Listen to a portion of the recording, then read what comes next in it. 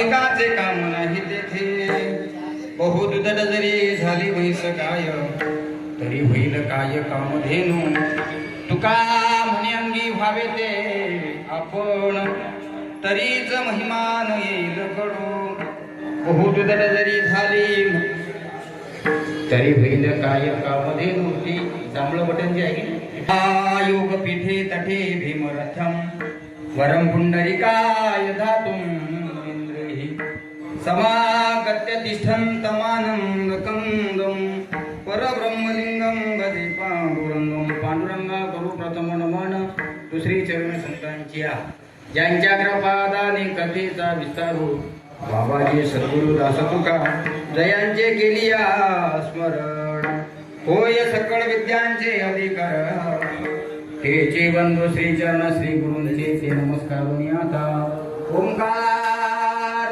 स्वरूपा सद्गुरु समर्थ अनाथाच्या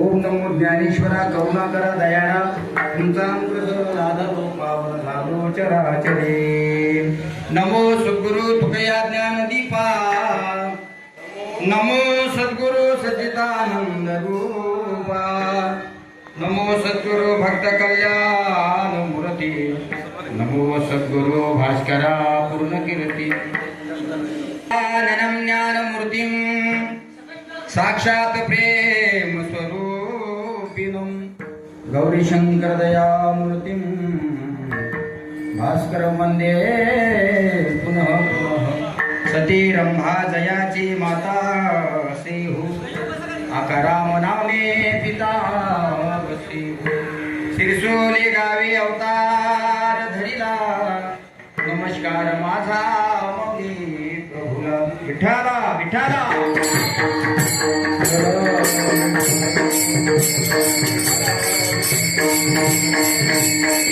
संतांचा महिमा तो बहु दुर्गम शाब्दिकाचे काम नाही तेथे बहु दुर्गम जरी झाले म्हैस गाय तरी होईल काय कामधेनू उपस्थित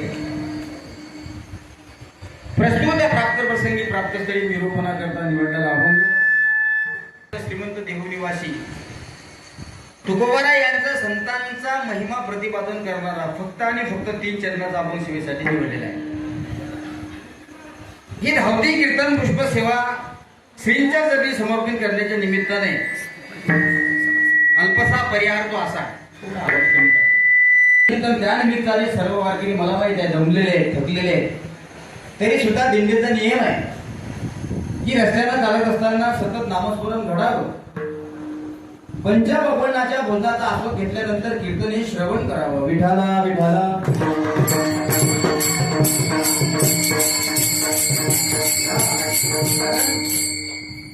वारी 2 दिवसाची असू द्या किंबहुना वारी ही 4 दिवसाची असू द्या वारी ही 1 महिन्याची असू द्या त्या वारीमध्ये कीर्तन हे झालंच पाहिजे असा संप्रदायाचा दंड नाही.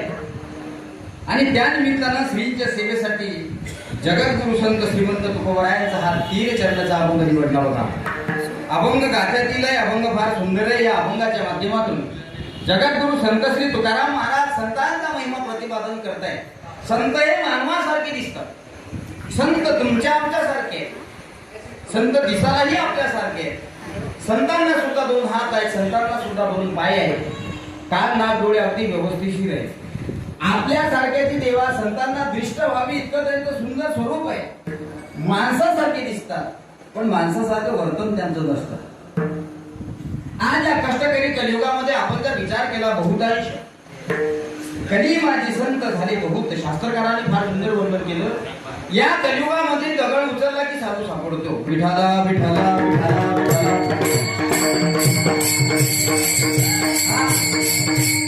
या कलियुगामध्ये या कष्टकरी कलियुगामध्ये जर दगड उचलला तर साधू सापडतो. अंगावर पांढरे वस्त्र परिधान केले म्हणजे तो साधू बनता येत नाही. बोलू नका. अंगावर केशरी वस्त्र परिधान केले म्हणजे त्यालाही साधूची उपमा देता येत नाही. ज्याच्या जीवनामध्ये त्याग आणि समर्पण आहे त्याची तुलना साधूच्या गतीत केल्या जाते हे लक्षात ठेवलं पाहिजे. याचं कारण आहे आज जर तुम्हाला खऱ्या अर्थानं खरा साधू ओळखता आला असता तर मला असं वाटतंय सज्जनांनो नीट ऐका एकच तास कीर्तन करतो मी, फक्त तुमचं सहकार्य असलं पाहिजे. विठाला विठाला.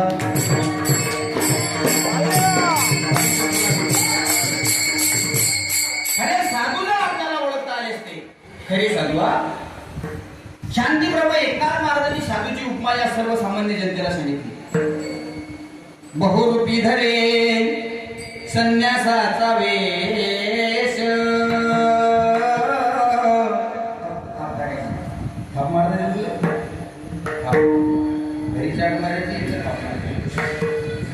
पाहुनी तया हरिमुखी गाता. साधूचा महिमा वर्णन करत असताना शांती ब्रह्म संत श्रीमंत एकनाथ महाराज सांगतात, एखाद्या साधूच्या देखाव्यावर तुम्ही जर गेले तर तुम्ही त्याच्या मायेमध्ये फसता. महाराज म्हणतात, अंगावर परिधान केले म्हणजे त्याला साधू म्हणता येत नाही. सांगू तुम्हाला, ऐका. खरा साधू जर तुम्हाला ओळखता आला असता तर सीता माता रावणाच्या तावडीत गेलीच नसती. विठाला विठाला.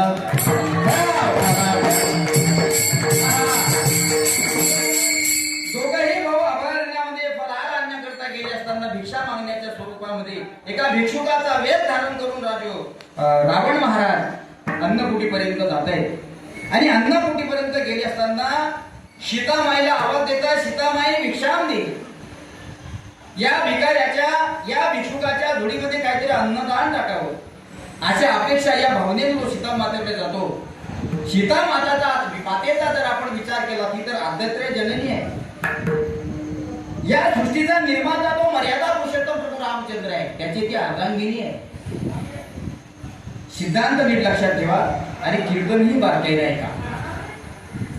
या सृष्टीचा निर्माता असणारा मर्यादा पुरुषोत्तम प्रभू रामचंद्र त्यांची ती अर्धांगिनी आहे. अर्थात ती जगत्रय जननी आहे, अर्थात जगाची आई आहे. जगाच्या आईला जर साधूच्या वेशामध्ये आलेला राक्षस रूपी साधू हा ओळखता आला नाही तर या कष्टकरी कलियुगामध्ये तुमच्या आमच्या सारख्या माणसांना काय साधू ओळखता. साधू ओळखता आला पाहिजे. साधू ओळखता आला पाहिजे.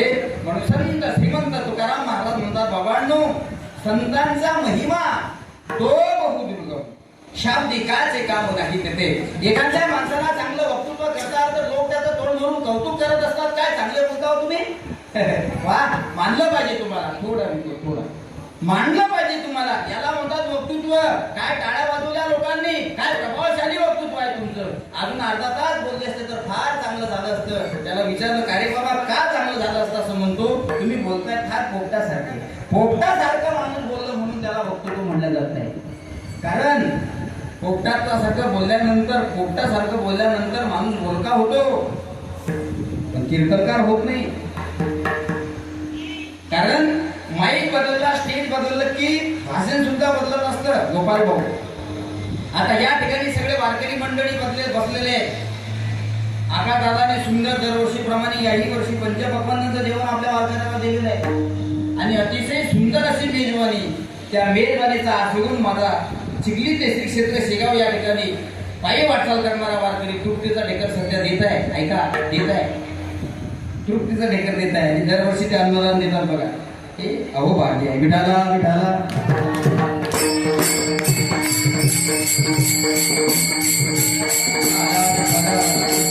म्हणून या ठिकाणी वारकरी बांधव आहे. त्यामुळे मी जर भाषण करण्यासाठी या ठिकाणी उभा राहत असेल, गरीब सारखे मला म्हणतील, वायसाहेब महाराज काय चांगले बोलता हो तुम्ही.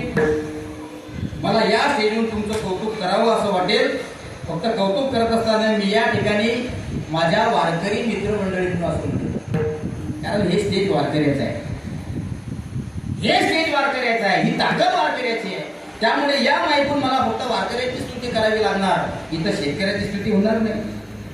कारण शेतकऱ्याची स्तुती केली पाहिजे, नाही ते टाकसालेकांची टीका टिपणे. श्याम महाराज शेतकऱ्याला बोलले. आजकाल व्हायरल व्हायला काही टाइम लागत नाही. पण हे स्टेज वारकऱ्याचं असल्यामुळे मला स्वतःहून वारकऱ्याची स्तुती करावी लागणार आहे. पण या ठिकाणी जर सर्व शेतकरी बसेल असले तर मला म्हणावं लागेल, माझ्या शेतकरी बंधू आणि भगिनींनो. हे स्टेज जर राजकारणाचं असेल तर माझ्या मतदार बंधू आणि भगिनींनो. शब्द बदलतात बरं. शब्दानं माणसाला माणसाची स्तुती करता येते. शब्दानं जरी माणूस माणसाची स्तुती करत असला म्हणून तो मोठा होत नाही. तसं शास्त्रकार सुद्धा सांगताय, साधूच्या गप्पा करणं फार सोपं आहे, पण साधू होणं फार अवघड आहे. विठाला विठाला.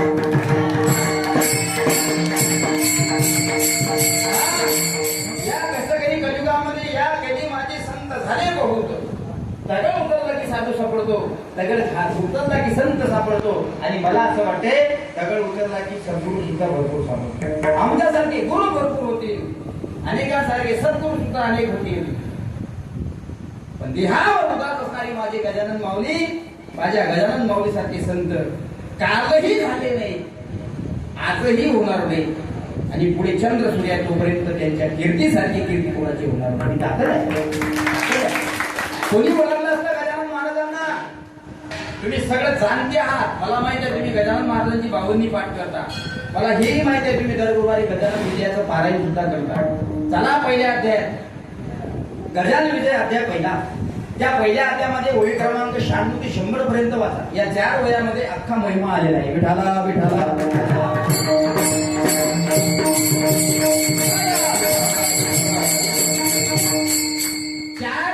या 4 ओळीमध्ये पूर्ण महिमा आहे.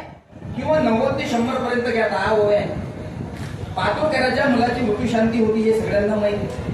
ऐका, ते जेवणारे मंडळी थोडी शांत बसा. माऊली थोडं शांत बसा, थोडं हळू बोलू नका, असं नाही बोला. देवीदास पातोळकराच्या मुलाची मृत्यू शांती होती. कोण होते हे देवीदास पातोळकर? हे पातोळकराचे वंशज होते, कोण्यातरी मठाधिपती होते. पण आताच्या काळात मृत्यू शांतीचा विचार जर आपण केला तर त्याला गावरान भाषेमध्ये मुंडन किंवा जावळाचा कार्यक्रम असं सांगितलं जातं. कारण त्या काळात मृत्यू शांती आणि आता बरोबर आहे कुलकर्णीचे मृत्यू शांती म्हणजे जावळाचा कार्यक्रम. आणि अशा जावळाचा कार्यक्रम असताना देवीदास पातोळकरांनी प्रतिष्ठित लोकांना निमंत्रण दिलं होतं. गावातले प्रतिष्ठित लोक भोजना करता आले होते. बहुतांश पंक्तीवर पंक्ती उठल्या होत्या. भोजनाचा आस्वाद बऱ्याचशा लोकांनी घेतला सुद्धा होता. गावातले काही वाढणारी लोक असतात, आमच्या भाषेत त्यांना धावणारे लोक असं म्हणतात. धावणारे लोक ते सगळं कार्य झाल्याशिवाय जेवत नाही आणि सगळ्यांना वाढल्याशिवाय ते स्वतः वाढून घेत नाही. ते धावणारे म्हणतात. खाणारे वेगळे आणि धावणारे वेगळे. सगळी व्यवस्था, सगळं नियोजन, सगळं आयोजन व्यवस्थिशीर पार पाडायचं. श्रींचे दिंडी पुढे वाटचाली करता प्रस्थानस्थ करून द्यायची, मार्गस्थ करून द्यायची. आणि या ठिकाणी वारकऱ्याच्या हातातून कळत न कळत पडलेला कचरा उचलायचा. यांना सेवाधारी आणि धावणारे म्हणतात. विठाला विठाला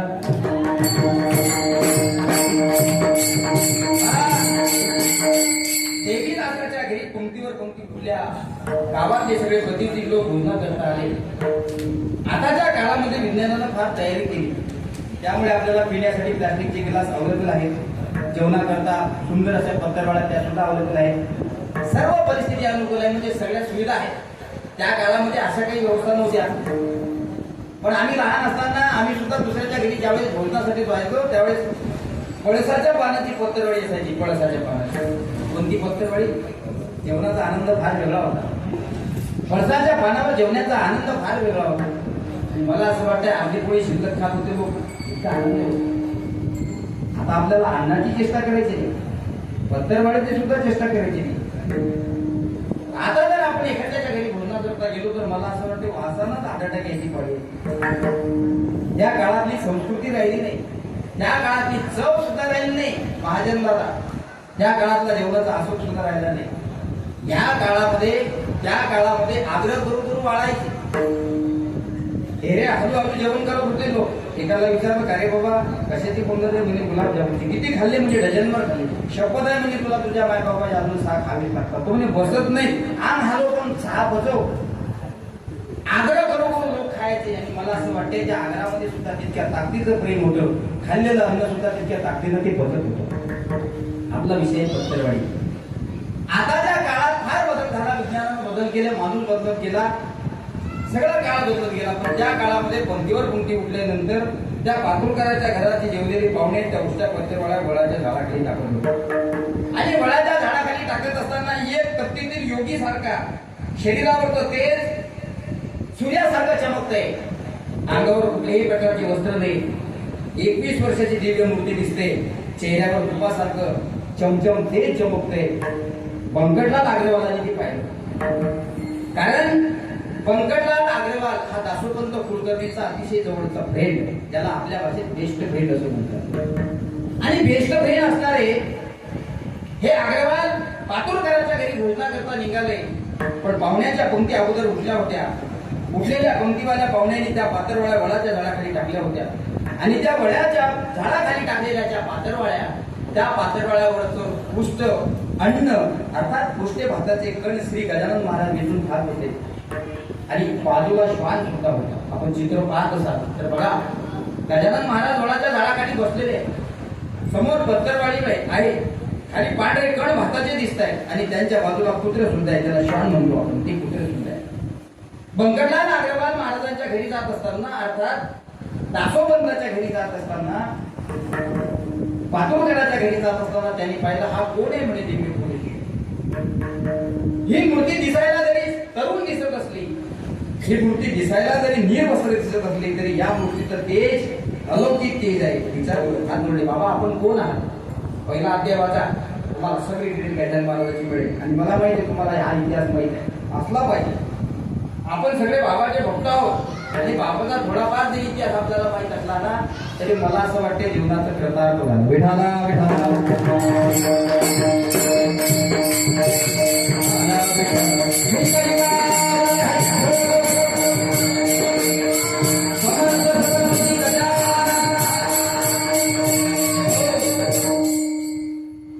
गजानन माऊलीचा जो चमत्कार आहे, गजानन माऊलीचे जे वाणीतले साक्षात्कार आहे, हे ज्या लोकांना मिळाले, मी सांगतो तुम्हाला, अंगावर कपडे घातला म्हणून साधू ठरत नाही.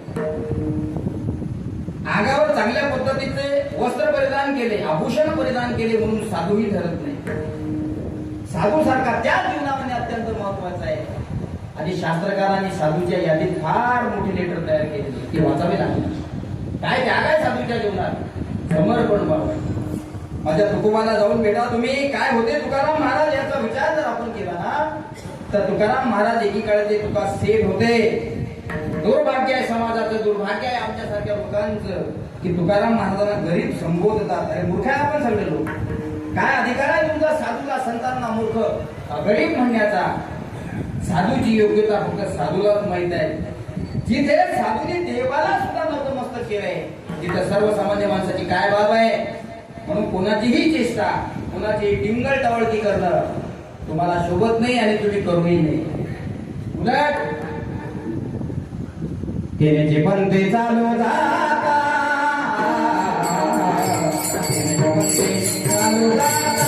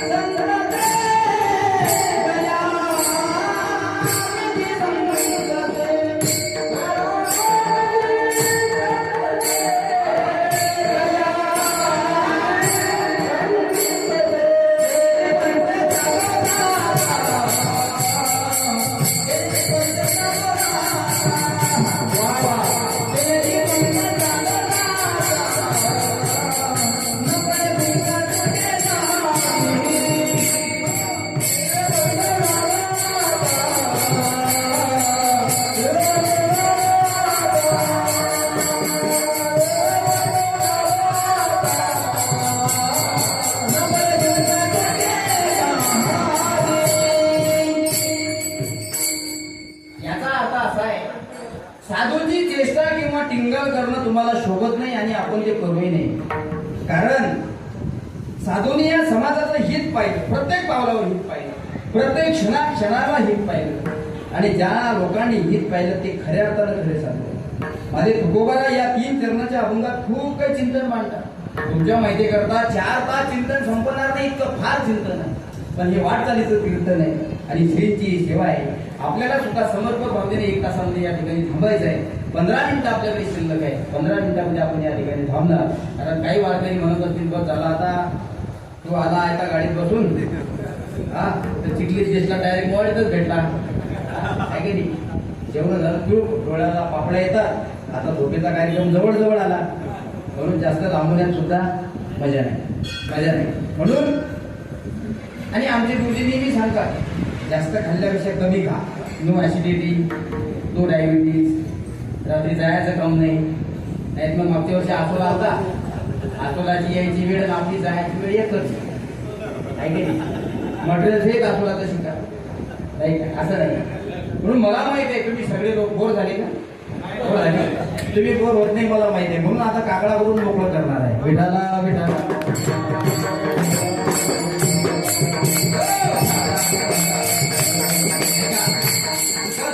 कीर्तनमध्ये अभंगावर निरूपण करायचं आहे. हा 3 चरणाचा अभंग मी तुम्हाला 3 मिनिटात सांगेन. पण साधू काय असतात, संत काय असतात, संत काय करतात, कोणासाठी करतात. संत हा स्वतःच्या प्रपंचाचा कधी विचार करत नाही, आणि जे स्वतःच्या प्रपंचाचा विचार करतात ते कधी संत होत नाही. तुमचा आमचा जर विचार आपण पाहिला, एकाला विचारलं का हो तुमचं काय मत आहे, त्यांनी सांगितलं माझं मत एकच मत आहे. म्हणजे कोणतं, वाढावे संतान भावे धनधान. महाराज म्हणतात काय मत आहे तुमचं. त्यानं त्याचं मत मांडताना व्यक्त केलं, तो म्हणजे वाढावे संतान मला एकट्याला कमीत कमी, मला एकट्याला म्हणजे मला नाही बरं, त्याला विचारलं त्याचं मत असतंय. आणि तो छात्यावर हात ठेवून सांगतो माझं मत मी तुम्हाला महाराज प्रत्यक्ष स्वरूपात सांगतो. काय, कमीत कमी डझनभर मुलं मला झाले पाहिजे. किती डझनभर झाले पाहिजे, डझनभर 12 झाली पाहिजे. आणि पूर्वीच्या काळात तशी पद्धत नाही होती बाबा 12. आता नियम अटी लागू केल्या त्याच्यामुळे 25 आहे. मला तेही तुमचं उघडायचं नाही आणि ते सांगायचं नाही. एखाद्या सर्वसामान्य ग्रस्ताला तुम्ही विचारलं बाबा तुझं काय मत आहे, साधूला विचारा साधू महाराज तुमचं काय मत आहे. साधू महाराज म्हणतात जगाच्या कल्याणासाठी. जगात जर कल्याण होत असेल ना तर स्वतःचा देह सुद्धा त्यागायला मी तयार आहे. हे साधूचं मत आहे सज्जनांनो. आणि सर्वसामान्य माणसाचं मत काय, वाढावे संतान भावे धनधान. संतान वाढली पाहिजे, डझनभर मुलं माझे असले पाहिजे. कलेक्टर माझा, IPS माझा, PSI माझा, IG माझा, DIG माझा, सगळे माझे असले पाहिजे. सगळं खातं माझं असलं पाहिजे. एवढंच नाही, सगळं मतदान माझ्या घरात असलं पाहिजे. मी नगराध्यक्ष असलं पाहिजे. हे आपले मत आहे. दुसरी गोष्ट, या धुऱ्यापासून त्या धुऱ्यापर्यंत जी प्रॉपर्टी आहे ती माझी आहे. तुझ्या शेजारचं जे हो आहे त्याला 15 पोते सोयाबीन होते, मला 20 पोते झाली पाहिजे. हा प्रपंचातला व्यवहार आहे सज्जनांनो. साधूचा व्यवहार जर आपण पाहिला तर माझे संत महात्मे म्हणतात जगाच्या कल्याणा संतांच्या विभूती. आणि जेवढ्या जेवढ्या लोकांनी त्याला साध्या भाषेमध्ये विभूती म्हटल्यापेक्षा बलिदान आपण म्हणून बलिदान. विठाला विठाला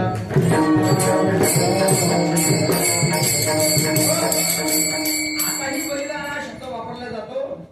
या देशाचा जवान, सर्व या मृत्यू लोकांमध्ये काबाळ कष्ट करणारे लोक दिवसभर अहोरात्र मेहनत करतात.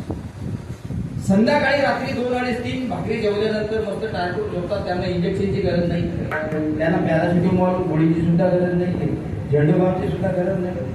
पडल्या पडल्या बिलकुल कोमात जातात. इतकी स्ट्रॉंग त्यांची क्वालिटी बनलेली असते शेतात काम करून. फार सुंदर असते तुम्ही बाबा काय का. आज एकाला मी विचारलं काय रे बाबा सुखाची झोप का घेतो, तो थोडा शिकलेला होता. त्याने विचारलं महाराज आम्ही सुखाची झोप घेतो याचं कारण आहे, रात्री आमचे डोळे बंद असतात याचं कारण आहे. त्याला विचारलं त्याचं कारण काय, तुमचे रात्री डोळे बंद होतात. म्हणजे हो होतात, पण तुम्ही सुखात झोपता की जबरदस्ती झोपता. त्याने मला उत्तर दिलं, तो म्हटला मी सुखात झोपतो. त्याला विचारलं सुखात झोपण्याचं कारण काय, म्हणजे माझ्या देशाचा जवान रात्रभर डोळे उघडे करून झोपतो, बसतो म्हणून मी सुखात झोपतो. ऐका, या देशाचा वीर जवान या देशावर सीमेवर युद्ध करण्याकरता आपल्या देशामध्ये संकट येऊ नये, संकटाचा क्लेश सुद्धा आपल्या भारत देशावर येऊ नये याकरता शूरवीर असणारा देशाच्या सीमेवर अखंड अहोरात्र झडणारा माझा शूरवीर सैनिक रात्रभर डोळे उघडे करून बसलेला असतो. म्हणून तो कष्ट करणारा शेतकरी सुखाची झोप घेतो. याचं कारण आहे सज्जनांनो की, आणि एवढं करूनही भारत देशावर कुठल्याही प्रकारचं संकट येऊ नये. संकट येता क्षणी स्वतःच्या छाताळ्यावर तो गोळ्या घेतो, त्याला बलिदान असं म्हणतात. संत महात्मे सुद्धा तसंच आहे. ते विभूती देतात, आहुती देतात. आहुती देणं म्हणजे स्वतःच्या शरीराची राख करणं या समाजाकरता. म्हणून माझे तुकाराम महाराज म्हणतात बाबांनो, या संतांचा महिमा जेवढा तुम्हाला सहज सोपा वाटतो बोलण्यामध्ये, इतका हा सोपा नाही. हे फक्त ऐकलं पाहिजे बरं. ऐकल्यानं फार ज्ञान होतं. ज्ञान इतकं ज्ञान होतं ऐकल्यानं. अनेकांचा उद्धार श्रवण केल्यानं आपण ऐकतच नाही. एकाला विचारलं बाबा तुम्ही काय ऐकत नाही, म्हणजे माझा नातू ऐकू दे. अरे हे नातू ऐकू देतले पण ऐकलं पाहिजे. तुम्हाला सांगू, आज आम्ही जेही काही बोलतो, आमच्या बोलण्यामध्ये तुम्हाला बदल वाटतो, तुम्हाला माहित आहे. याच्या आधी तुम्ही कीर्तन ऐकले, याच्या आधी तुम्ही प्रवचन ऐकले, पण आज जे मी बोलतो किंवा श्री माझ्याकडून बोलून घेतात, परमहंस मौनी बाबा आमच्याकडून बोलून घेतात, ही सगळी या साधूची कृपा आहे. आणि एकच फळ आहे, सेवा. विठाला विठाला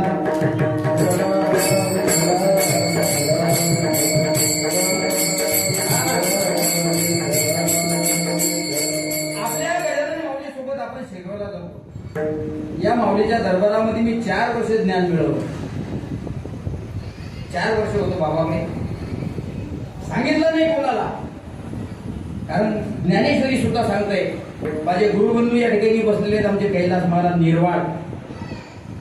आमच्यापेक्षा 4 पट अभ्यास आहे त्याचा. गजगो 4 पट. भागवताच्या संहिता झालेल्या आहेत. प्रवचन सुद्धा चांगलं, कीर्तन सुद्धा चांगलं. आणि सोबत असताना नारदाच्या गादीवर आम्ही बोलतो, खोटं बोलत नाही. ज्ञानेश्वरी सुद्धा सांगते, जे तर सेवा हा दारवटा, ते तो ज्ञानाचा पुरवठा. तुम्ही साधूंची सेवा करत राहा, ती समर्पण भरलेली असली पाहिजे. तुम्ही संतांची सेवा करत राहा, ती निस्वार्थ असली पाहिजे, अनपेक्ष असली पाहिजे. अनपेक्ष जर तुम्ही सेवा करत असाल, सज्जनांनो, आज सेवा करत असाल तर सेवेचं फळ तात्काळ त्याची अपेक्षा करू नका. आज नाही तर उद्या, उद्या नाही तर परवा, या वर्षी नाही पुढच्या वर्षी, पण एक दिवस तुम्हाला त्या सेवेचं फळ भेटल्याशिवाय राहणार नाही. हा साधूचा चमत्कार आहे. आणि आम्ही सुद्धा आज बोलतो, आम्ही सुद्धा संस्थेमध्ये असताना दर गुरुवारी संडास घासले. विठाला विठाला विठाला.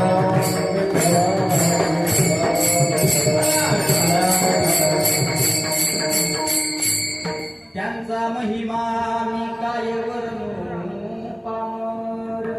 काय महिमा केला पाहिजे माऊलीचा. गजानन माऊली दुसरी तिसरी कोणी नाही. मौनी बाबा प्रत्यक्ष गजानन महाराज आहे. पंढरीचा पांडुरंग परमात्मा प्रत्यक्ष गजानन माऊली आहे. आळंदीची संजीवन समाधी दुसरी तिसरी कोणती नाही, प्रत्यक्ष गजानन माऊली आहे. फक्त दयामणी जैसा भाव, दयामणी जैसा देव. शास्त्रकार सांगतात, एखाद्याच्या मनात श्रद्धेचा पिंड जर तयार झाला तर त्याला जे जे दृष्टी देशी ते हरिरूप. पूजा ध्यान तपत्याशी नाही. शांती ब्रह्म एकनाथ महाराज, फक्त भक्तीचा पिंड तुमच्या हृदयात तयार व्हायला पाहिजे. भक्तीचा पिंड तुमच्या हृदयात तयार झाला ना, तुम्हाला दगडात सुद्धा देव दिसतो, इतकं सामर्थ्य तयार होतो. हे सेवेचं म्हणून ऐकलं पाहिजे. आपण ऐकत नाही ना, म्हणून ऐकलं पाहिजे. आपण ऐकत नाही. ऐका, आज पहिला श्रावण सोमवार आहे. पहिला श्रावण सोमवार आणि शिवपुराण कथेमध्ये एक सुंदर कथा आली पहिल्याच भागात. त्याचं कांड आहे बघा, पार्वती कांड. 11 कांड आहेत, 24,000 श्लोक आहेत. आणि 24,000 श्लोकामध्ये पहिल्याच अध्यायात वर्णन आलेलं एका ब्राह्मणाची कथा आहे. एका ब्राह्मणाची कथा आली. ब्राह्मणाची कथा आली असताना श्रीमद भागवतामध्ये नारदाची कथा आली. श्रीमद भागवतामध्ये वाल्या कोळ्याची कथा आली. तशी शिवपुरामध्ये एका ब्राह्मणाची आली. त्याचं नाव मला आठवत नाही बघा आता. पण एक ब्राह्मण होते. ते वैदिक धर्म, वैदिक कर्म करणारे होते. शास्त्र सांगतंय, जो जातीनं ब्राह्मण असेल, त्याचा धर्म असेल, धर्म कर्म करणं, ब्रह्मकर्म करणं, त्याला ब्रह्मकर्मही केलं पाहिजे. पण ब्राह्मण असताना सुद्धा वैदिक कर्म ते करत नव्हते. हिंसाचार करत होते, अत्याचार करत होते, जेणेकरून आपल्याकडून पुण्य होणार नाही, जास्तीत जास्त पाप कसं होईल असं ते करत होते. पण एक दिवस अचानक याची मान मोड, त्याची मान मोड, सगळ्याच्या मानामोडून जे द्रव्य त्यांनी मिळवलं, नीट ऐका, जे द्रव्य त्यांनी मिळवलं, हे द्रव्य, आलेलं द्रव्य तो परस्त्री गमनामध्ये गमवायचा. आणि परस्त्रीमध्ये गमावणारं ते द्रव्य एक दिवस, कारण मेहनतीनं कमावलेला पैसा कधी संपत नाही. आणि कष्टाचा पैसा कधी माणसाला जगू देत नाही. हरामाचा पैसा माणसाला जगू देत नाही. आणि कष्टाचा पैसा माणसाजवळ कधी संपत नाही. कारण अनेक विषयावर साधूचे प्रमाण आहे. जोडनिया धाना उत्तम व्यवहारे उदास विचारे गोड भाव आहे. माझे तुकाराम महाराज म्हणतात, धन कमवताना कष्टानं कमवा आणि धन गमावताना सुद्धा विचार करून कमवा. ही अक्कल त्यांना आहे, पण आपल्याला नाही. आपण फक्त आलं का गमाव, आलं का गमाव, जास्त आलं पाहिजे आणि हळूहळू गेलं पाहिजे. आमचे कीर्तनकार होते ते नेहमी म्हणायचे, झटक्यात कमवा आणि हळूहळू गमवा. म्हणजे एकदम कमवा म्हणजे 2 नंबरचा कमवा, एकदम तर 2 नंबरचा येईल ना भाऊ. मेहनतीचा पैसा जर कमवायचा असला तर मला असं वाटते दिवसभर 6 तास सोयाबीनची सोंगावे लागतात, 6 तास सोंगावे लागतात. भाग्यवान आहे तो एखाद्याच्या वावरात जर 5 तास असले तर दिवसभर 1 तास फ्री असतात. दोन्हीकडून 2 तुरीचे असतात, मला 6 असतात, 2 दिवसा पेपर ना आपल्याकडे. आणि एवढंही करूनही सकाळी 5 वाजता उठावं लागतं. त्याला विचारलं पाहिजे दात घासले का, तो सांगते आता 8 दिवस दाताचा आपल्या जवळपास दूरचा संबंध नाही. त्याला विचारलं पाहिजे आंघोळी केली का, म्हणते नाही, एकदाच घेतली गोळी आंघोळी. त्याला विचारलं पाहिजे झोप काय म्हणते, विचारू नको. त्याला विचारलं पाहिजे खाणं पाणी काय, तो म्हणते बस त्या काळात राक्षस खात होते, या काळात आम्ही खातो. हे सोयाबीन वाले लोक. आणि एवढंही काबाड कष्ट करून मेहनत करून त्यावेळेस तो त्या पातीवाल्या मालकाकडे जातो, त्यावेळेस मालक त्याला विचारतो, बाबा रे आज 450 पडला. विठाला विठाला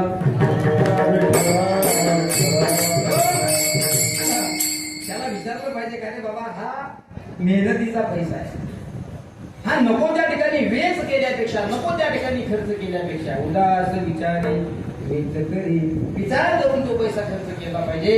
याचं कारण आहे शास्त्रकार सांगताय, हरामाचा पैसा पचत नाही आणि कष्टाचा पैसा कधी संपत नाही. तसं साधूचं सुद्धा जीवन आहे. साधूची सेवा कधी व्यर्थ जात नाही, पण ती अनपेक्ष असली पाहिजे, निस्वार्थ असली पाहिजे.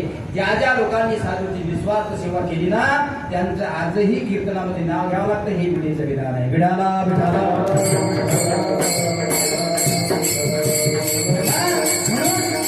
म्हणून हा जो महिमा मी या ठिकाणी तुमच्या समोर सांगतोय, मी जे ह्या साधूच्या गप्पा तुमच्या समोर करतोय, ह्या साधूच्या गप्पा नाही, हा आनंद आहे. आणि या गप्पामधून जो आनंद मिळतो, ऐका, आपण सगळे लोक या ठिकाणी बसले आहोत, मी कीर्तन करतो, हे वाजवतात, तुम्ही ऐकता, या नुसतं साधूच्या गप्पा आहेत.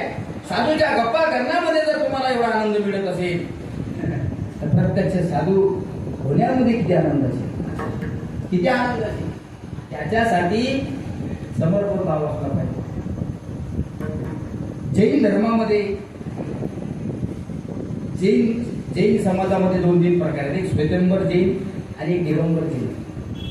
आहे की नाही? त्या दिगंबर जैनाच्या अंगावर तुम्ही 1000 रुपयाची जरी शाल समर्पण केली तरी ते तुमचा मान ठेवण्यापुरता अंगावरती ती शाल समर्पण म्हणून घेतात.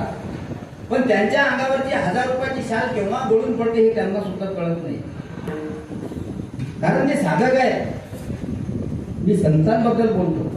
अंगावर वस्त्र घातले काय आणि अंगावर वस्त्र नसले काय याचा त्याला फरक पडत नाही. तो अवलिया म्हणजे श्री गजानन महाराज. ती गत तशीच ते ती महात्म्याची आहे. आणि तितक्या महात्म्याला आपण जात नाही. मायबाप, आपण तर महिन्याचे 2-2 कपडे शिवतो. 1,500 रुपये मीटरचा कपडा आपल्या अंगावर असतो, आहे का नाही. बसण्यासाठी चांगली गाडी असते, अंगावर मारण्यासाठी चांगलं सेंट असतं, बसण्यासाठी सुंदर फोर्च्युनर असते, गाडी असते. हा विषय आपला आहे. म्हणजे आपण भोगणारे लोक आहोत. आणि साधू कधी भोगत नाही, ते भोगायला लावतात. याचं कारण आहे, अगोदर कष्ट भोगतात आणि नंतर या समाजाचं कल्याण पाहतात. म्हणून ज्या साधूच्या गप्पा आपण करतो, या गप्पामध्ये जर तुम्हाला एवढा आनंद मिळत असेल तर माझे तुकाराम महाराज म्हणतात, प्रत्यक्ष साधू होण्यामध्ये किती आनंद आहे. एका साधकाने तुकोबाला विचारलं, भाऊ महाराज, एवढ्या वेळच्या आपण गप्पा करता, नेमका गप्पा करता कोणाच्या? त्यांनी सांगितलं, ह्या गप्पा साधूचे. म्हणजे तुम्ही साधूच्या गप्पा करता. त्यावेळेस तुकाराम महाराजांनी त्याला उत्तर दिले. आणि महाराज म्हणतात, बाबा मी साधूच्या गप्पा करत नाही, मी गप्पा करून करण्याचा प्रयत्न करतो. कारण साधकांनी विचारलं कारण काय. म्हणजे बाबा माझ्यासारख्या सर्वसामान्य माणसांनी, बघा संतांचा मोठेपणा या शब्दामध्ये फार मोठा आहे. विठाला विठाला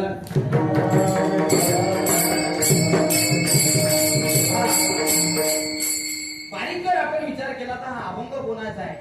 हा अभंग श्री संत तुकाराम महाराजांचा आहे. जे वैराग्याच्या पलीकडे आतापर्यंत एवढे मोठे साधू झालेले, एवढे वैराग्यशाली जगद्गुरु संत श्री तुकाराम महाराज. आणि वैराग्याचे मूर्तिमंत पुतळे. वैराग्याचे मूर्तिमंत म्हणजे प्रत्यक्ष विचार मूर्ती. आपल्याला सुद्धा वैराग्य होतं, पण ते कामापुरतं. बस चिखली ते शेगाव पायी वारीमध्ये चालू, आजपासून तंबाखू बंद. काय वैराग्य? चिखली ते शेगाव पायी वारीमध्ये चाललो. आजपासून तंबाखू बंद. आणि शेगावला गजानन महाराजचं दर्शन झालं की लगेच मित्राला म्हणते तंबाखू आहे जुना नाही बरं. हे आपलं वैराग्य आहे. आपलं वैराग्य मृगजळासारखं आहे. ते फक्त 2 तास दिसतं, दुपारी नसतं बघा. ते 2 तास दिसतं, 12 ते 3 या क्रमात दिसतं ते. आणि या मृग नक्षत्रामध्ये आपण प्रवेश करतो, ते दिसायला पावसासारखं दिसतं. तसं आपलं वैराग्य आहे. 1-2 तास ते वैराग्य टिकून राहतं. पण पुन्हा तो काळ, ती वेळ निघून गेली ना की पुन्हा दुसऱ्याला तंबाखू आणि पुन्हा मागायला आपण हजर होतो. आपला दृष्टांत संपला. सिद्धांत इतकाच महत्वाचा आहे. तुकोबा सारखं वैराग्य मिळवण्याकरता तुकाराम महाराज व्हावं लागेल. म्हणून तुकाराम महाराज वर्णन करतायत साधूचं.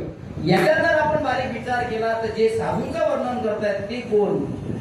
ते तुकाराम महाराज आहेत. संत आहेत, श्रीमंत आहेत, गरीब नाही. संत कधीही गरीब नसतात. एखादा महात्मा जर कीर्तनाच्या माध्यमातून साधूला संताला गरीब म्हणत असेल, हा त्याच्या बुद्धीचा दोष आहे. म्हणतात आमचे कीर्तनकार लोक कधी कधी फार गरीब होते, फार गरीब परिस्थिती होती. कोण म्हणते परिस्थिती गरीब होती? अरे तुका शेठ, तुका सावकार होते ते. पुण्याच्या गुळव्यांची सासरवाडी होती माझ्या तुकोबाची. व्यवसाय होता तुकोबाचा. तुकोबा वल्लुबा मोरे म्हणायला 1 तास लागत होता. पण समर्पक भाव असल्यामुळे दुष्काळी आटीला द्रव्य दिला मान. स्त्री एक अन्न अन्न करता वेळी. या जगातले लोक आ करून मरत होते, अन्न अन्न करून मरत होते, पाणी पाणी करून मरत होते. म्हणून तुकाराम महाराजांनी होतं नव्हतं विकून टाकलं आणि या समाजाचं पोट भरलं. ते तुकोबा आहे. आपण शेरभर पीठ शेजारी बाईला लवकर देत नाही. पीठ वारकरी मंडळी पीठ देत नाही आपण शेरभर पीठ. आणि देव तिथं तिच्या मागं लावतो कुटुंब. बाई आमचं पीठ, बाई आमचं पीठ. पीठच असतं ना ते, सोनं नसतंच ते, पीठच असतं. तरी सुद्धा तुकोबाच्या परिवारातले लोक तुकोबाला तोडू लागले, चेष्टा करू लागले तुकोबाची. तुम्ही या समाजाला वाटून दिलं, मग आपल्यासाठी काय ठेवलं? तुकाराम महाराज म्हणत होते, अगं त्या परिवारातल्या लोकांना म्हणत होते, अरे हे ज्याचं होतं त्यानं दिलं. तुम्ही म्हणावर मला असं हा मोबाईल मला घेऊन द्या, आमचा होता आम्ही घेतला, जमतं का ते? हे कपडे आमचे होते आम्ही घेतो, चालतं का? भांडण होती ना आता, तुम्ही म्हणता आता चांगले होते श्याम महाराज, आता काय आपण नेमकं आपण साधूच्या तुलनेमध्ये बसूच शकत नाही. आपण फक्त साधूच्या गप्पा केल्या पाहिजे. म्हणून जे साधू एका साधूची स्तुती करतायत ते सुद्धा साधू आहे. या ठिकाणी एक मोठेपणा आहे तुकोबाचा. या साधूचा महिमा वर्णन करतात हे सुद्धा साधू आहे. पण तुकाराम महाराज मी करतोय असं कधी म्हणत नाही. हा त्यांचा मोठेपणा आहे. बघा संतांचा महिमा साधकाने विचारावं. आपल्यासारख्याने जर तुकाराम महाराजांना विचारतो, महाराज तुम्ही साधूचा महिमा वर्णन करायचा प्रयत्न करताय, तुम्ही तर फार मोठे महात्मे आहात, तुम्ही संत आहे, काय नाही करू शकत तुम्ही काय नाही करू शकत. तुम्ही प्रत्यक्ष देवाला विमान घेऊन खाली बोलवू शकता, इतकी ताकद तुमच्यात. रामेश्वर भट्टाने तुमच्या ओव्या 14 दिवस इंद्राणीच्या डोळ्यामध्ये बोलवल्या. तुमच्यामध्ये एवढं सामर्थ्य आहे महाराज की तुम्ही त्या कोरड्या ओव्या बाहेर काढू शकता, इतकी ताकद आहे. तुकाराम महाराज स्वतःचा महिमा सुद्धा कधी वर्णन करत नाही, ते संतांचा. म्हणून आपण साधूच्या गप्पा करतो ना मायबाप, साधूच्या गप्पा करण्यामध्ये जो आनंद आहे तो प्रपंचाच्या गप्पा करण्यामध्ये नाही. आणि प्रपंचाच्या गप्पा कितीही केल्या तर त्या कालही संपल्या नाही. मला असं वाटते आजही संपत नाही. आपल्या गौऱ्या मोसमात जातात, आपली राग होती, आपली राग नदी तलावात डबरात कुठंतरी घेऊन टाकतात लोक, दावत तेरसं खाऊन मृत्यूचा ठेकर देतात, तरी प्रपंचाच्या गप्पा कधी संपत नाही. कारण त्या मेलेल्या असतात. माणूस मेला की त्याच्या गप्पा संपल्या. साधू गेल्यानंतर साधूच्या गप्पा कधी संपत नाही. साधू चेतना स्वरूपात जागृत होतो, हा साधूचा चमत्कार आहे. विडाला विडाला विठोबा